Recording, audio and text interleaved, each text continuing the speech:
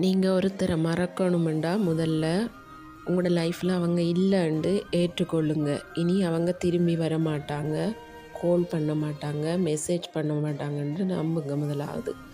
அடுத்தது அவங்க உங்களை ஏதாவது சோஷியல் மீடியாவில் ப்ளாக் பண்ணி வச்சுருந்தா நீங்களும் ப்ளாக் பண்ணுங்கள்.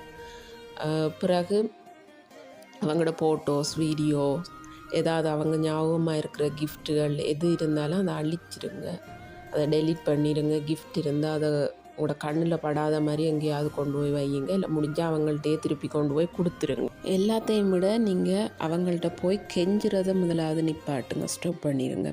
என்று சொன்னால் அவங்க உங்களை வேணாண்டு முடிவு எடுத்துட்டு விட்டுட்டு போகிறவங்கள்ட்ட போய் நீங்கள் கெஞ்சி உங்களோட லைஃப்பில் ஸ்டே பண்ண சொல்லி நீங்கள் கேட்டுட்டு இருந்தீங்கன்னா அதில் உங்களுக்கு சந்தோஷமே கிடைக்காது. அவங்க வேண்டா வெறுப்புக்கு தான் வந்து உங்களோட கதைச்சிட்ருப்பாங்க. நீங்கள் கட்டாயப்படுத்தி அவங்களோட கதைக்க ட்ரை பண்ணினாலோ இல்லை கெஞ்சினாலோ அழுதாலோ சில நேரம் அனுதாபத்தில் தான் அவங்க வந்து உங்களோட கதைப்பாங்க. அதில் உண்மையான அன்பே இருக்காது.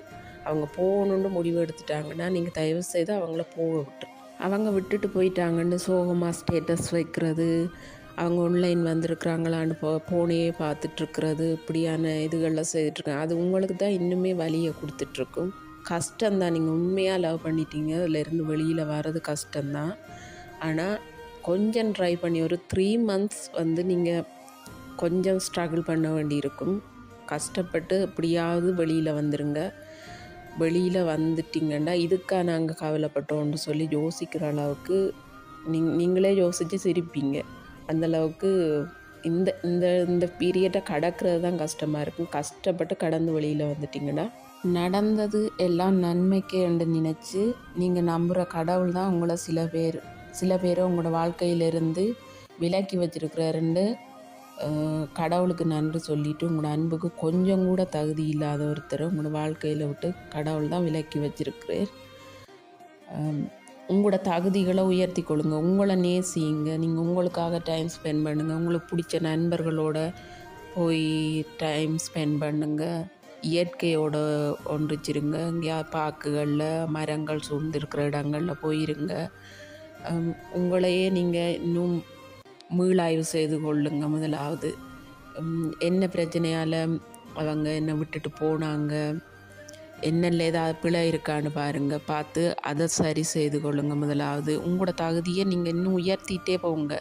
உங்களோட உண்மையான அன்பை மறந்து போன ஒருத்தருக்காக நீங்கள் இருந்து கவலைப்பட்டு அழுது உங்களோட டைமை வேஸ்ட் பண்ணி நீங்கள் அப்படி கவலைப்பட்டுட்ருக்கிறத பார்க்குறவங்களோட அம்மா அப்பா, உங்களுக்கு பிடிச்ச உங்களோட ஃப்ரெண்ட்ஸ் எல்லாருமே உங்களை பார்த்து கவலைப்பட்டுட்ருப்பாங்க. அதெல்லாம் தேவையில்லை. உங்களையே உங்களோட உண்மையான அன்புக்கு கொஞ்சம் கூட தகுதி இல்லாத ஒரு ஆள் தான் உங்களை விட்டு போயிருக்கிறாங்க. அவங்களுக்கு தான் அது நஷ்டம், உங்களுக்கு நஷ்டம் இல்லை. வேண்டாம் பாருங்கள், நீங்கள் உண்மையாக அன்பு செய்தவங்களை ஏமாற்றிட்டு போன அவங்க இருக்கிறத விட எத்தனையோ படி மேலே உயரத்தில் கடவுள் உங்களை கொண்டு போய் வச்சுக்கொள்வேன். நீங்கள் உங்களோட தகுதிகளை திறமைகளை இன்னும் கூட்டிகிட்டே இருங்க. காலம் கைகூடும். நீங்கள் ரொம்ப சூப்பராக இருப்பீங்க, நம்புங்க.